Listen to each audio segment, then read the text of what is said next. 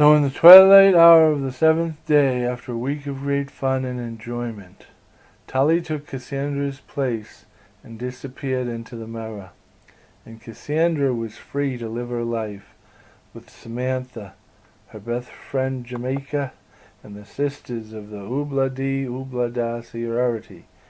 Oh, what adventures Cassandra had planned. Good luck, Tully, and thank you.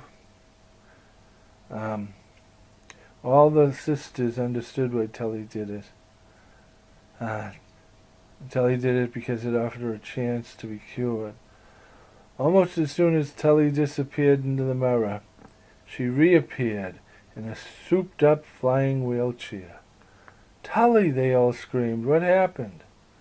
It's all so wonderful. Did you go into the future? They all wanted to know.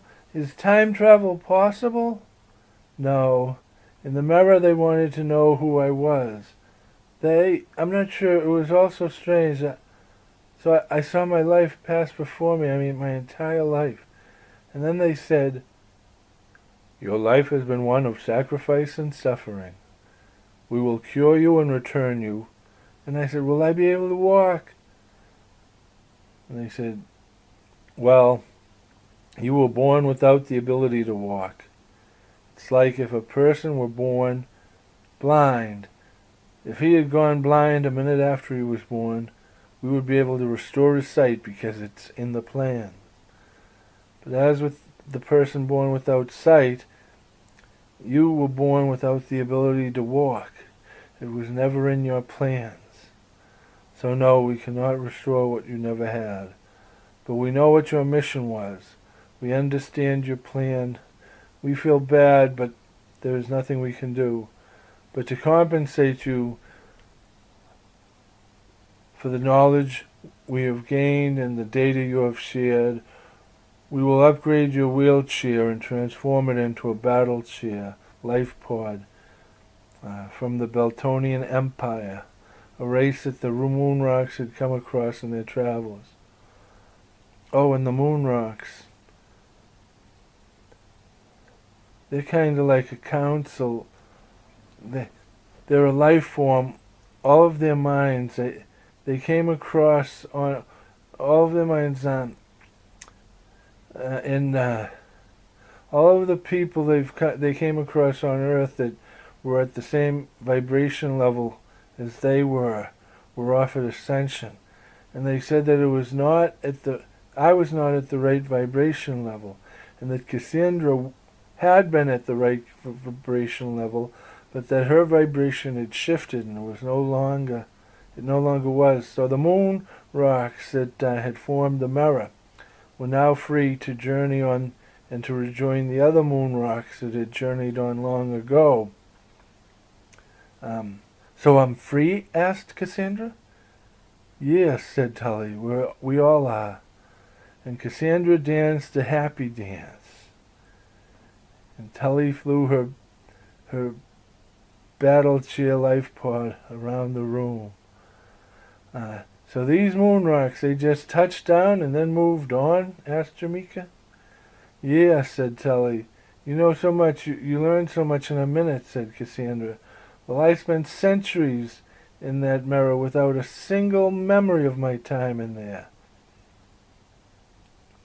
I think it's the battle chair, said Tully, that remembers. It remembers everything. I have memories of galactic empires in my head that vanished millions of years ago, crystal clear memories of things that I have no way of knowing, like protocols and safeguards that are built into this chair. I'm not afraid of history repeating itself because I trust, or that is to say, the chair trusts, that the protocols and safeguards will do that.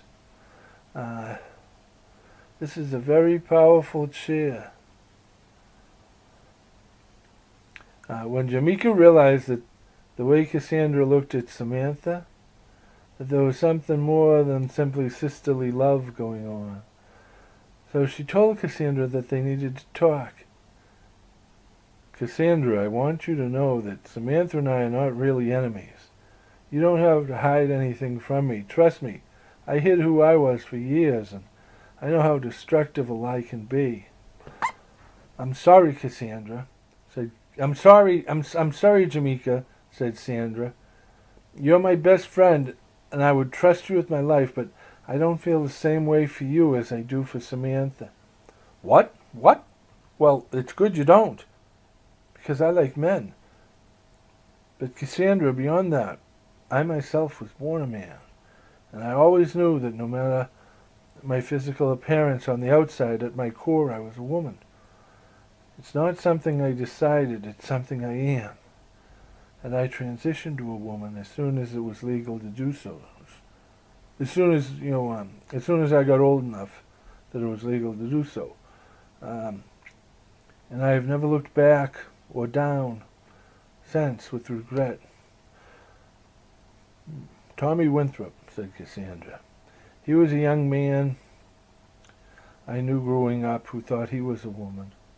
And because he was so beautiful, he looked like one. And all the girls were in love with him. He was this unattainable god put on this earth to torment us with his beauty. But as we got older, well, people talk. And one day he stood in the docket for his crimes, and he was stoned to death. And I and many of my friends at the time, we all cried our eyes out because he was so beautiful.